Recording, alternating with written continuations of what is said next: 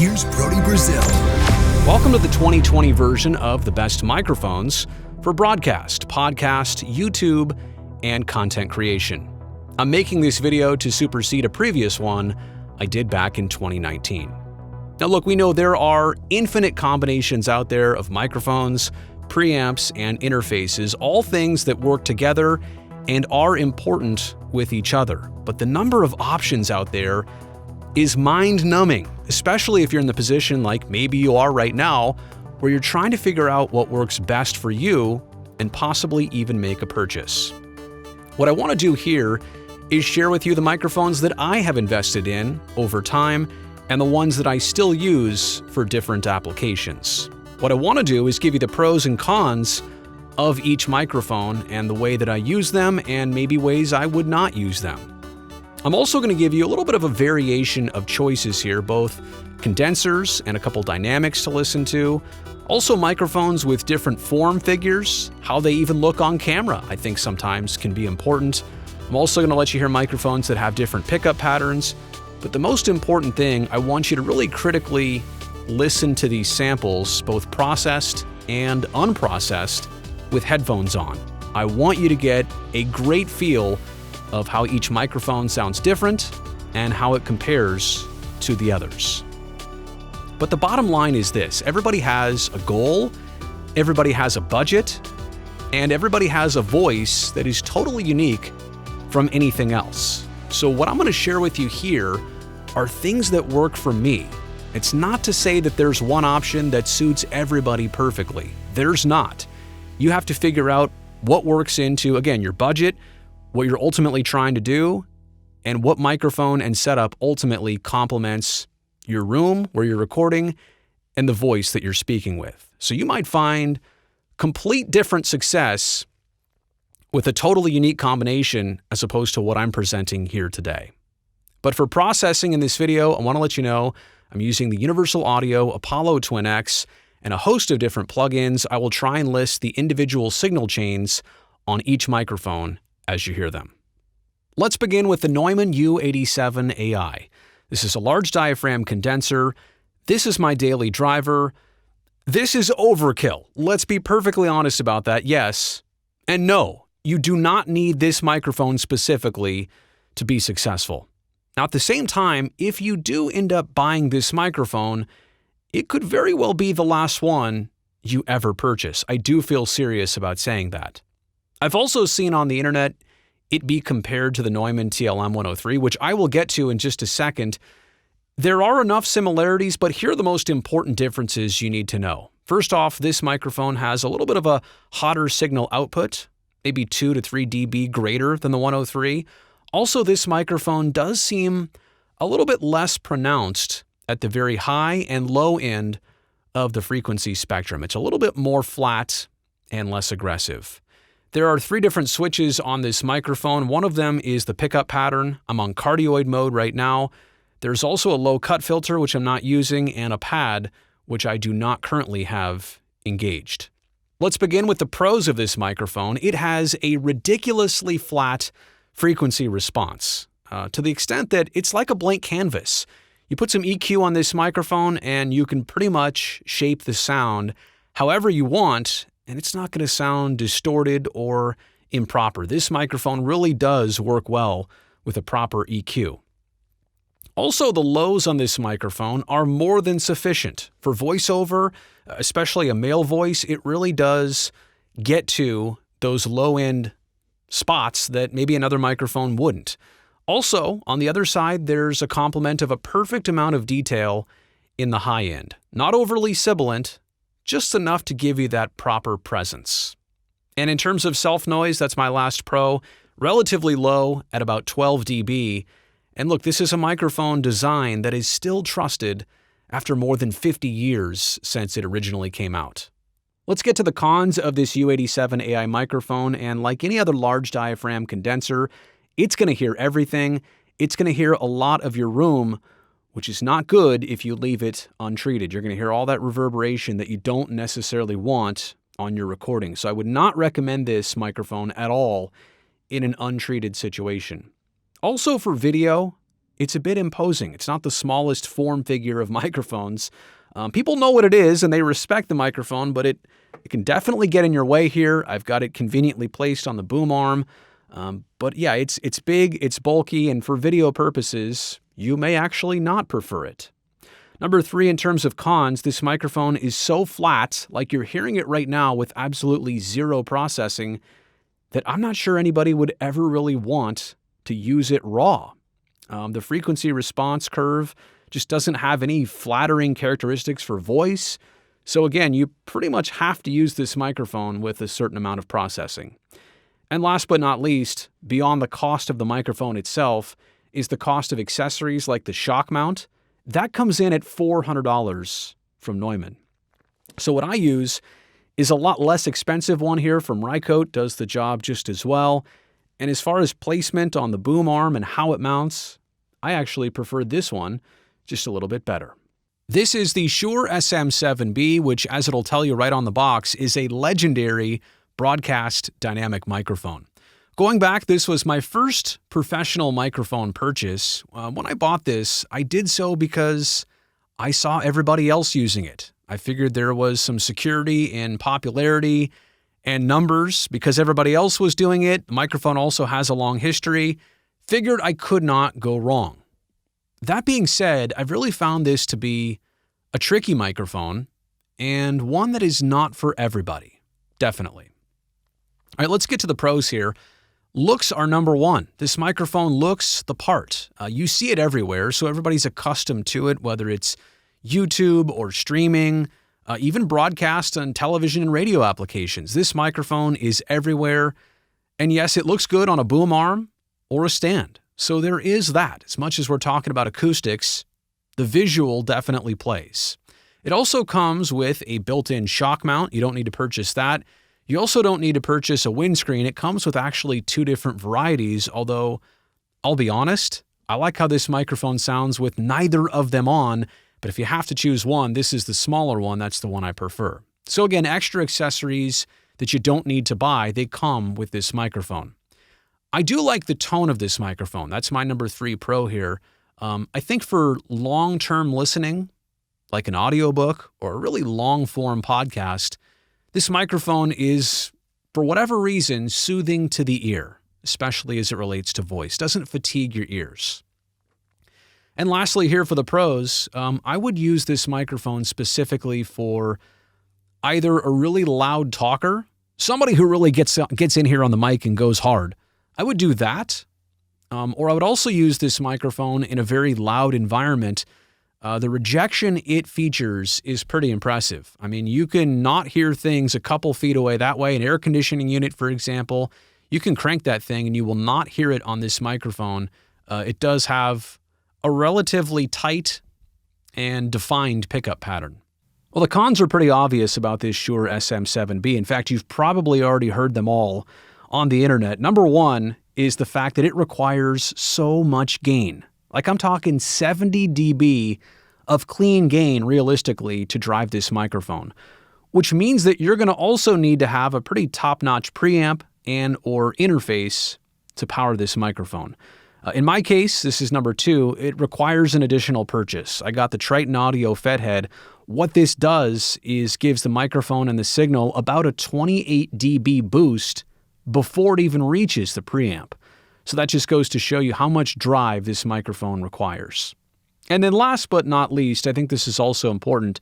I talked about the pickup pattern of this microphone, which is good for rejection, but it's also bad if you have somebody who's not experienced in broadcasting and they get off axis real fast, or also if you have a quiet talker, you have somebody quiet speaking, you really do kind of lose the sound of the audio. And so that is definitely a con, an important con to know this microphone before you go into a purchase.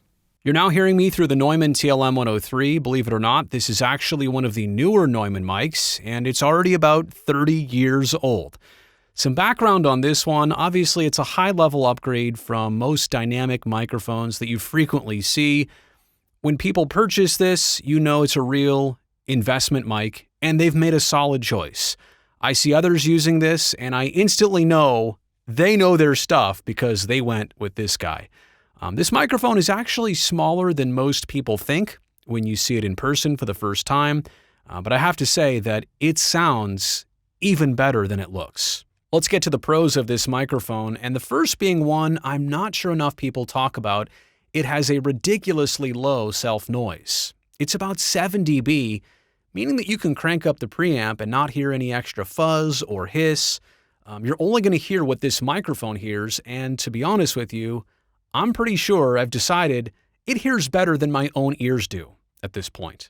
Number two, if you're using compression, which I am right now, it plays quite well with the compressor. For example, I can get right up here on the microphone, yell quite loudly, or I can also back off a little bit, and you're also going to still get nice tones to the voice either way. So again, a large part of that has to do with compression, but this microphone plays along with compression quite well. Thirdly, I love the low-end response that you get on this microphone with proximity effect. For example, here, when I get right up on the microphone, it just has a nice low tone that perhaps you would be going after if you were doing a trailer for a movie or something like that. The low end of your voice is going to sound its best with this microphone from a close distance. And then last but not least, I think I'm going along the theme here with everything else. This microphone just has a really smooth tone and delivery of your voice. You're really going to capture your voice well with this microphone. It sounds so smooth.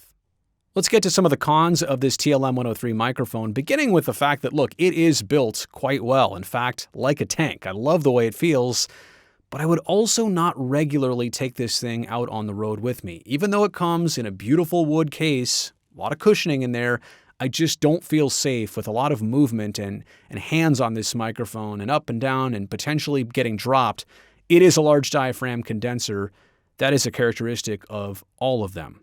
Number two, con-wise, I mentioned it hears everything. Yeah, it hears everything. Sometimes too much. For example, right now on Processed, if I don't talk into this microphone properly, number one, I'll pop the heck out of it, but also it picks up pretty much every pop and click that my mouth can make if you don't have a right technique speaking into this mic. And then last but least, I want to say this one is kind of least. It's not that big of a con. It's only a cardioid pattern microphone, so you can't switch it. I'd be really interested to hear what this microphone sounds like, for example, in a super cardioid pickup pattern, a really tight pattern. I'd wonder how something like this would perform. But again, you definitely need a pop filter for this microphone. Otherwise, you are going to pick up plosives. Up next, it's the ELECTROVOICE RE320. Don't be mistaken, this is not the RE20, its popular older brother. This microphone, more on the younger side. It's not that old, but it's widely used. I've seen it a lot on the internet, on television, on professional broadcast platforms. It's from ELECTROVOICE, which obviously is a strong brand. And this microphone also comes from a strong line of products, not just the RE20, but also the RE27ND. All three of these microphones, similar yet different in ways, but also very popular is the commonality. Now, there is a kick drum switch on this microphone, which if I change it here, gives it a totally different sound and a frequency response curve that is different. Some might prefer it for voice. I'm not exactly sure what you think, but it definitely adds a different punch to the voice if, in fact, you were not going to post-process. Oops, I popped it. Let me turn this off. All right, so the pros of this microphone, I think it's perfect for taking on the road. A lot of dynamics are that way. They're strongly built. It comes with a beautiful case. I'm not nervous about dropping this. I'm not trying to, but look, it's happened and it's durable. Everything is going to be okay. Another pro here is the form factor. This microphone generally looks nice. I know I don't have it set up in the best way right now, but a sleek black color, and a lot of people are already accustomed to what an RE20 looks like. So it's a pretty slick looking mic. Again, looks are important if you're making content, and this thing is going to be on camera. There's also a windscreen built in here. I wouldn't totally trust it to be your lone pop filter, but it is built in. You don't need to put one like a sock on the outside of it. And then last but not least, in terms of pros, there is variable D technology built into this microphone, meaning that if I get up here tight on the mic, the proximity effect, unlike the TLM-103, is not going to be as great. You're really not going to get that boomy voice. And this can be good, again, if you have a less experienced person talking into the microphone and they're back here 1 second, then they're all over it 1 second.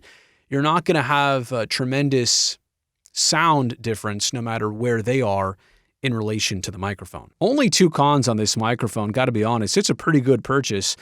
It does not, though, have a lot of punch here in the flat mode. Again, you're hearing it right now without processing, without equalization. I just feel like it's not the worst thing, but it definitely needs something after the fact. You're not going to get a real flattering sound just raw like this on the flat mode of the microphone. And then number 2, con-wise, I mean, you see this shock mount right here. Again, it's not placed perfectly for this video. I just wanted to get it up and show it to you. But this thing is a beast, and it also costs $100. And this is the best way to shock mount this microphone. It's not the only way, but realistically, it's one of the best ways. So I wish there was an option that wasn't as bulky as this. Last but definitely not least, I've been specifically saving the Sennheiser MKH416. It's obviously a shotgun mic. It's the only one like this that I own, and it's probably also the most widely used shotgun mic in the voiceover industry, which is crazy because that's not at all what this thing was designed for. It's supposed to be on a big, long boom arm held by an audio engineer to record outdoor dialogue. Turns out it sounds great on the voice from a close proximity, and you'd be surprised how many high-level commercials and movie trailers were recorded with this Sennheiser MKH416. Not this one, but you know, the model. It just has a really bold sound on voice. Let's get into the pros, beginning with the fact that this microphone's obviously not a condenser, but it sounds a lot like one. And not only that, it doesn't have the fragile aspects of being a large diaphragm condenser, so you can take this thing on the road with you. It's portable, it's durable, it was meant to take a beating. That's specifically why I got it. I love the fact that you don't have to worry about taking this microphone somewhere and getting a great sound out of it. Number 2, this microphone has a lot of emphasized presence and speech frequencies. If you look at the curve on the top end, you're getting definitely a boost way up high. So if I didn't have any EQ or post-processing I was going to do on a recording, this is the microphone I would choose probably 9 times out of 10. It just sounds good, raw, and as is, not only on the voice, but on a lot of different things that you're probably going to record. Third pro here is the super cardioid pickup pattern, which is not a cardioid. It's even tighter than that. If I tried to draw it out here with my hands for you, it wouldn't be out here. It would be more narrow, meaning that you're going to pick up even less room noise. You're going to pick up less outside noise that you don't want to be in the recording. The angle of what this is recording is very narrow, so that turns out to be pretty good. If your room perhaps is not the best treated, and if you're taking it on the road, you're going to be probably outside of your home studio. So again, this microphone and the pickup pattern, the super cardioid, it definitely works well. And last but not least here, in terms of pros, this microphone, like I said, is versatile. You can have this thing in the studio. You could have it out in the field. You can record natural sound. You can record interviews. This thing really is like a Swiss Army knife. All right, my cons on this microphone are not going to be important at all, let's be honest. But you can see it here. I've got the pop filter. I need that. I'm not using the windscreen that comes with it. I'm just not sure how this looks visually on camera. Most people are not used to seeing somebody talk into a shotgun mic in terms of a television production. So looks, if that's important to you, you might want to consider it. Again, I know how this mic sounds. It's great. How it looks, I'm not so sure about it. Maybe even weird. And then the second one here, this is not even a con, it's more of an observation. This microphone has a slightly less output than some of the other large diaphragm condensers I use, but again, maybe 2 or 3 dB is the difference here that we're talking about, and this mic does not have a high self-noise issue. So yeah, I don't even really know what I'm talking about here with the cons. I just want you to hear this microphone with the audio unprocessed. And that brings me to closing it out by saying, again, everybody has a different budget, a goal, and a voice that sounds different and unique. I can't sit here and recommend just one mic that works for everybody. By now you've heard all these different samples, you can evaluate what's different and maybe what works out best for you. I would also tell you this, there's a million different combinations out there, so to say that I've covered them all is not even close. You can definitely experiment and find something that works optimal for you too, if you just put in the work.